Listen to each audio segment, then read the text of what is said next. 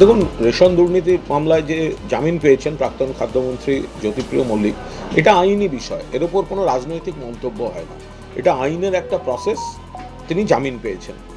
তবে পাশাপাশি এটাও নিশ্চিতভাবে এটা আইনি ভাষাতেই একটু খেয়াল রাখতে হবে যে আদালত যখন জামিনের আবেদন মঞ্জুর করেছেন, তাহলে আদালতও মনে করছেন যে তদন্তে অগ্রগতি নেই, আটকে রাখার প্রয়োজন নেই এবং আটকে রাখার জন্যই আটকে রাখা হচ্ছিল।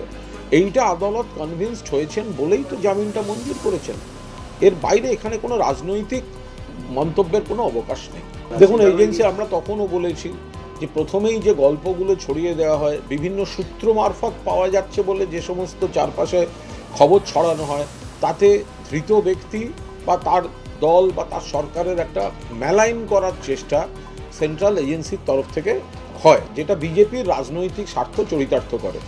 পরে দেখা যায় অগ্রগতি আর তদন্তে নেই, তারপর দেখা যায় হাজার হাজার কোটি টাকার গল্প, সেটা কিন্তু ঘুরে ফিরে আর তথ্য প্রমাণ হিসেবে সামনে আসছে না।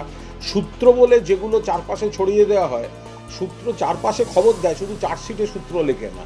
ফলে এই ধরনের বহু ঘটনা আমরা দেখতে থেকেছি। তো এখন এটা আইনি বিষয়, ফলে রাজনৈতিক কোনো মন্তব্যের কোনো অবকাশ এখানে নেই।